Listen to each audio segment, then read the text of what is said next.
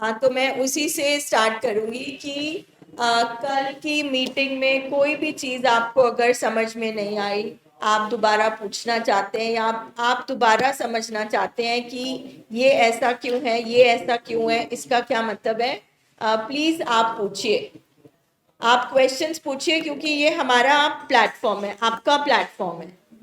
इस जगह पर ऐसे नहीं, इतने सालों से ये कुर्सियां लगी हुई हैं इस हॉस्पिटल में।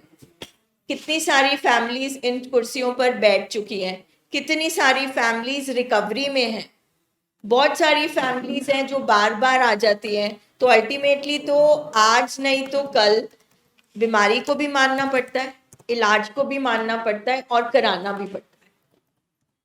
मतलब जैसे प्रशांत ने भी बोला, जैसे कोई भी बोलेगा कि हमें बोला जाता है आपने पहले तो नहीं बताया 3 महीने का है, आपने पहले तो नहीं बताया 7 दिन का है। तो आप सोचो, खुले दिमाग से हम ये डिस्कशन करते हैं कि एक डॉक्टर भी क्या करे। मतलब हम तो वेट कर रहे हैं कि हमारे हॉस्पिटल में भी वो स्पेक स्कैन आ जाए। स्पेक स्कैन एक दिमाग का स्कैन है, ठीक है। काफ़ी सारी कंट्रीज में है, इंडिया में बहुत कम जगह पे है बिकॉज वो बहुत महंगी मशीन है, ठीक है। तो जैसे एक्सरे होता है, एमआरआई होता है ना, उसी तरह से SPECT scan of addicts brain, एक अल्कोहलिक के ब्रेन का स्कैन, अल्जाइमर जो बीमारी है, पार्किंसन जो बीमारी है, डिप्रेशन जो बीमारी है, उनके दिमाग का स्कैन, जो टबैको एडिक्ट है उसके दिमाग का स्कैन। तो ये स्कैन्स बन चुके हैं। कई बार हम डिस्कस कर रहे होते हैं आपस में कि शायद जब वो मशीन आ जाएगी और उस मशीन में आपके पेशेंट का स्कैन होगा और वो रिपोर्ट जब सामने आ जाएगी तो हमारी बात शायद जल्दी मान ली जाए। जैसे डॉक्टर बोलता है ये देखो ट्यूमर, ये देखो अल्सर, तो फिर हम क्वेश्चन नहीं करते, है ना। ऐसे हम पूरा दिन तभी रिपोर्ट्स पूछते रहते हैं कि दिमाग कितना खराब है, कितनी तकलीफ है, कितनी प्रॉब्लम है। मतलब ट्रीटमेंट सेम रहना है चाहे मशीन भी आ जाए, मगर शायद हो सकता है कि हम फैमिलीज को मानना ज्यादा आसान हो जाए, क्योंकि जो दिखता नहीं है वो फिर समझ में नहीं आता ना। तभी इसको WHO कहता है ये इनविजिबल बीमारी है, इनविजिबल जो दिखती नहीं है। डिप्रेशन दिखता नहीं है। आजकल एक टर्म बड़ी पॉपुलर है, स्माइलिंग डिप्रेशन, क्योंकि डिप्रेशन से लोग समझते हैं उदासी। तो स्माइलिंग डिप्रेशन मतलब कि पेशेंट बाहर से हंस रहा है, सब कुछ कर रहा है और अंदर से डिप्रेशन है। अब जैसे रॉबी विलियम्स जो दुनिया का सबसे बड़ा कॉमेडियन था, सबको हंसाता था, उसने सुसाइड हुई और डिप्रेशन की डेथ हुई उससे, कि जिसने दुनिया को हंसाया वो डिप्रेशन का पेशेंट था। हाँ कना, मुझे ये बात कहनी है कि जो डिजीज है, क्योंकि मेरे को भी समझ नहीं आई थी है, मेरे फादर का ट्रीटमेंट यहाँ से 2012-13 में शुरू हुआ, तो मेरे को 10 साल तक ये नहीं समझ आया कि जो डिजीज है वो आपकी पर्सनालिटी से अलग है। जैसे अब जैसे सुशांत राजपूत, उसने एक सुसाइडल वाली मूवी करी पहले, छिछोरे सुसाइडल मूवी करी जिसमें दिखाया कि सुसाइड नहीं करना चाहिए, और खुद वो उस मूवी के बाद सुसाइड से मर गया। तो जो डिजीज है वो पर्सनालिटी से अलग है। ऐसा नहीं होता कि हाँ केमिकल रिएक्शन खराब हुआ है, ऐसा नहीं होता कि एक सिर्फ बढ़ता बढ़ते बढ़ते बढ़ते जाता है बंदा फिर सुसाइड कर लेता है, कभी भी हो सकता है। वो डिजीज के प्रोग्रेस पे डिपेंड करता है। तो अगर हम डिजीज की बात नहीं करते, हमें हमेशा बचपन से सिखाया जाता है नहाना धोना, अपने आप को साफ रखना। हम पार्लर जाते हैं, जिम जाते हैं, अपनी बॉडी का ध्यान रखते हैं। जो ये है, जो सारा काम करता है, जो सोते हुए भी जागता है, सोते हुए भी काम करता है, हमारी समाज में कभी भी मेंटल हेल्थ की बात नहीं की जाती। फिजिकल सब करते हैं कि डाइटिंग करनी है, एक्सरसाइज करनी है, बाइसेप्स बनाने हैं, नहाना धोना है, सैलून्स जाना है, पार्लर जाना है, बट कोई भी बात नहीं करता कि ये दिमाग भी शरीर का हिस्सा है और ये तो 24 घंटे काम करता है।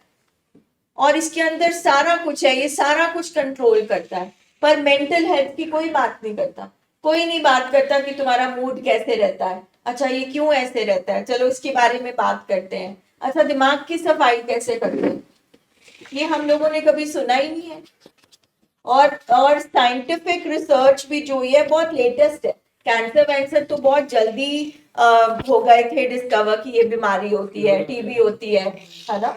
अब कोविड का भी 2 साल के अंदर अंदर दवाइयां और सब बन गया, बट मेंटल हेल्थ को लेकर कुछ हमें सिखाया ही नहीं जाता कि जब हमारे घर में झगड़े होते हैं, जब हमारे घर में कोई चिड़चिड़ा होता है, कोई बहुत जिद्दी होता है, कोई जरूरत से ज्यादा ऐसी हरकतें कर रहा होता है, इसका क्या मतलब है? उसको सिर्फ क्या बोल दिया जाता है, ये गंदी बात है, ऐसे नहीं करते। अच्छा गुस्सा पी जाओ, ठीक है, जैसे आपने बोला था ये वाली चीज कि कैसे भूल जाओ, दिमाग तो कुछ नहीं भूलता, दिमाग ने तो सब कुछ रिकॉर्ड किया हुआ है। गुस्सा पी जाओ, जलन नहीं करते, ऐसा नहीं होता। तो फीलिंग्स और इमोशंस को, भावनाओं को बचपन से हम दबाते रहते हैं, है ना। मतलब हमारी सोसाइटी में जो मेन है, जो आदमी है, हमारी सोसाइटी में स्पेशली, कि जैसे रोना अच्छा नहीं मानते, कि मेन मेन नहीं रोते। सबसे बड़ी बात ये है, मतलब इंसान जो मेन है उनको भी दर्द होता है, उनको भी परेशानी होती है, उनके अंदर भी बाबा जी ने सेम इमोशन डाले हुए हैं, भावना डाली हुई है, वो क्यों नहीं रो सकते, वो क्यों दिल की बात नहीं कर सकते। तो इस चक्कर में जो मेन होते हैं वो भी तो अंदर अंदर चीजें फिर लेकर बैठे होते हैं। तो डिजीज तो हमें दूर दूर तक समझ नहीं आए, क्योंकि अभी तो हमें मेंटल हेल्थ नहीं पता कि दिमाग भी बीमार हो सकता है, वो भी थक जाता है। शायद बचपन से लेकर आज तक पता नहीं इस दिमाग ने कितनी चीजें देखी हुई हैं, कितनी चीजों को अंदर इकट्ठा किया हुआ है, और वो जो पर्सन इतने सालों से इकट्ठा करके बैठा है वो अंदर से कितनी तकलीफ में है। तो उसको एक शॉर्टकट मिल गया ना फिर नशे का, उस शॉर्टकट ने, उस नशे ने आके उसके सारी जो चीजें अंदर थी उसको मतलब मरहम लगा दिया, दवाई बन गया।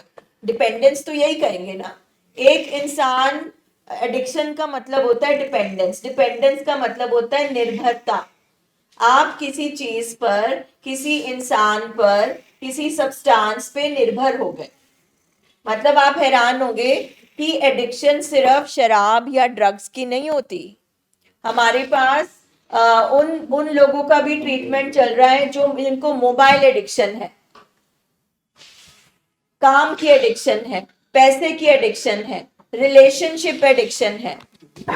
हमारे पास मतलब 3-4 ऐसे बच्चों के केसेस आए जो अपने आप को सांप से कटवाते हैं रोज, बिच्छू रखे हुए हैं। एक 16 साल 15 साल के बच्चे ने, चंडीगढ़ से वो बच्चा आता था फॉर ट्रीटमेंट, उसके कमरे में जार्स थे, उसमें बिच्छू ही बिच्छू थे।